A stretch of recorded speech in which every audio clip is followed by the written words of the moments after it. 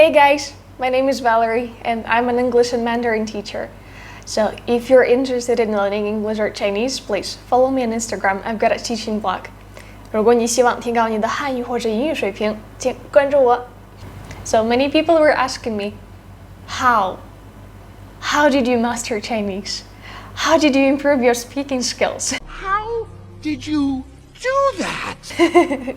And so finally, I decided to record this video and tell you my Chinese story.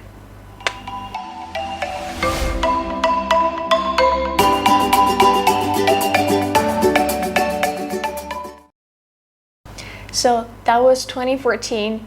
I just graduated from high school and I was actually planning to apply for a Japanese course and find a job. That was my plan, but my mom said, no, you're not gonna do that. And if I didn't listen to my mom that time, I would meet so many amazing experiences that I had. Oh, thank you, Mom. Guys, you should listen to your parents sometimes, trust me. So I had to apply for university, but I had limited budget. So there were no schools with a Japanese faculty at that time with a good price for me. But I found one with a lower price, but with a Chinese language. So my logic was like, well, okay, Chinese is the hardest language in the world. So if I can master it, then any language will be just like nothing for me. And that school, they also had an exchange program for students. My first 2 years were just full of enthusiasm. I could spend hours just writing characters because I was like, oh, they're so beautiful. So beautiful. And every day I had to take a train to go to the university. And so I had extra time to finish my homework or just review what I've learned in the classroom.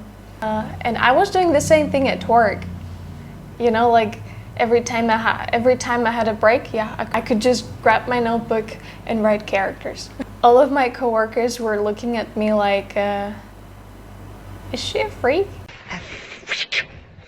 And by the way, we never had native Chinese speakers that time, only Russian teachers. And they also had that negative kind of attitude towards students. For example, they could just make fun of your tones. Rubbish. If I might have... And that could motivate ones and demotivate the others, you know. So guys, I never had any kind of magic pills and you know, there were no Chinese bloggers that time. There were no Insta, TikTok, YouTube channels where you can just learn the language for free. Yeah, so we had to use only those kind of boring books and just whatever you can find on Google or Yandex in Russia. Yeah, in Russia we use Yandex. So on the third year of my studies, I applied for a Chinese course in Dalian University of Foreign Languages, and only 10 students could take part in that program, and thank God I was one of them. And I still remember that day so clear when I had my first time experience talking to Chinese, real Chinese. It is real. It's real. And that was in the airport. So just imagine, our flight was delayed and we were late for the second transit flight in the Urumqi airport. So just imagine this, 10 Russian students who couldn't even speak Chinese at all or stuck in Urumqi airport. And we didn't know how to deal with this problem because Chinese, they were not helpful. And no one of the other students wanted to go and deal with this problem. So at such situations, my mother instinct turns on. And I was like, okay guys, I will go and talk to them. And so in just 10 minutes, all my passive vocabulary went active. And as a result, we got the new tickets for free. So we just had to wait for the new flight just for 4 hours. That's it. I was so proud of myself. This is amazing. Amazing? That year in China was simply amazing. One of the best experiences of my life. By the way, I made one mistake at the beginning. I was spending all of my time with my countrymates. So listen to me very carefully. If you get a chance to go to China and study, please don't hang out with your countrymates too much. Go and find foreign friends and practice. Practice. So 1 year passed. I gained 5 kg or 11 pounds. I went back to my country and I had to struggle with the depression for 3 months because I really wanted to go back. I miss my friends. I miss Chinese food and everything. I also miss that kind of feeling when you go out. You don't need to wear nice clothes. You don't need to put your makeup on. You can just go out and you feel like you're a star. You're a superstar because everybody's looking at you. Yeah, Chinese are like that when they see a foreigner. And China, get it? I really enjoyed that feeling.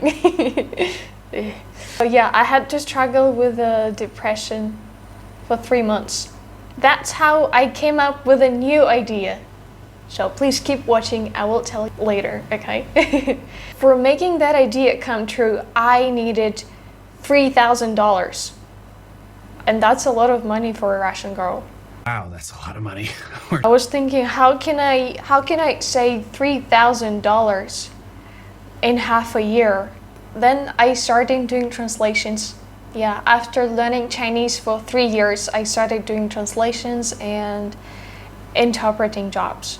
I still remember the date. That was November 4th, my first exhibition. I found one Russian lady. She was working as an agent and she made a deal for me with one pretty big Chinese company. She got 50% commission from my salary, but I didn't know about that time. The Chinese 老板 told me. I spent one entire day just learning about their products and mastering the new vocabulary that I might needed. I was super nervous. I was so nervous going to the exhibition and translate for a quite big Chinese company. That level of responsibility just made me go out all of my comfort zones. So that thing was really hard for me at the beginning. But let me tell you, how did I overcome my fear? So what you guys can learn from my experience, if you want to learn something fast, if you want to master a new skill fast, you need a goal. You need a real goal. So at that moment, I had 2 goals. The first one, I really wanted to quit my job. At that moment, I was working in a furniture company and I never liked that job. I was just doing that to have income to pay for my school. First goal was to quit my job. And the second one, so now let me tell you what was that idea about. I needed $3,000 for a work and travel program. It's my main goal. Yeah, I just went crazy about the idea to go to the United States. And I found an amazing place, Yellowstone National Park. Yeah, because I'm very crazy about nature. I'm crazy about national parks, and I found this job in the national park. So at that moment I was thinking, oh my god, I can spend the whole summer in the forest working as a cook, practicing my English. So that was my second goal. That thing helped me overcome my fear. So that time I started attending many different exhibitions. Every exhibition was different. Like I need to spend quite a long time to prepare myself to master the new vocabulary, to learn about the new products. Do you want to know what was my salary that time? Let me know in the comments. By the way, the most difficult exhibition for me that time was the medical one, because I had to work for a company. So that company was producing the equipment for gynecology. And so that was quite embarrassing for me. And so that was my 4th year at the university. I had to miss a lot of classes because of that job, but my Chinese teacher, yeah, he was the only one who was really fine with that. Yeah, he was kind of supporting me. And so that's how I mastered my speaking skills. I was working and studying hard, and I saved $3,000 I did it! for the work and travel program. But that was just a part of that story, because I had to pass 3 interviews, and my English was terrible that time. I had that very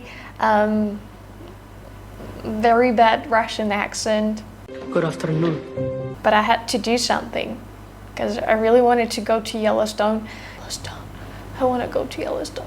And so I had to pass 3 interviews, one in the agency, then the second one with the manager from Yellowstone, and the third one in the consulate. And I passed them. I spent the whole month just trying to prepare myself and like trying to predict what kind of questions they could ask me. And yeah, so I passed all of those interviews, and I was getting ready for my trip to America. Going to America? What? To America. Do you want to know about that experience? Let me know in the comments. I spent the whole summer working in Yellowstone National Park, and then I spent 2 weeks traveling in the west part of America. And so after going back home, I still had 1 more year at university. So that time I didn't really have classes, so I just continued attending the exhibitions, saving money, and I also applied for Chinese government scholarship. Yeah, that was a really long story though. And by the way, the things are changing for Russian students. I don't know why, but it's getting harder to get a scholarship for Russian students. And so I had to find my own way. Like, I was calling to the university, asking for teachers' WeChats. I spent a lot of money for those calls. But I admit that I did a great job. Yeah, I got only 1 WeChat from 1 teacher, and that is the teacher from my school that I study at right now. So I think that's enough. It's been a long story. I hope that you enjoyed it and learned something from my experience. And so guys, please let me tell you again, if you want to learn something fast, you need a goal. You need to set a goal, a real one. Not just like, I want to find a good job in the future. I don't know, for me, that would not work. Yeah, you need something certain, a certain goal. Not only the certain goal, but also a certain period of time. You need a deadline or something. And one more thing, if you want to master Chinese, you have to do a lot of writing. And so please don't forget to subscribe to my channel and follow me on Instagram. Yeah, because I post videos of my classes, because I've got around 50 adorable Chinese students, so I teach them English, and I post every day teaching English and Chinese. So thank you so much, and see you in my next video. Bye guys. 好多人问我一样的问题，你怎么提高你的韩语水平了？你为什么开始学汉语了？没有为什么。中文是一个非常美丽的语言，所以呢，没有为什么。No why？ 不知道啊，就是天天学习呀。美丽的茉莉花。哎，不是吧？有一个办法，可以做面部运动。我刚才开始录这个视频之前，就是做了一些面部运动。大家好，大家好，大家好。我说中文还是英文的？英文吧。观看，感谢观看，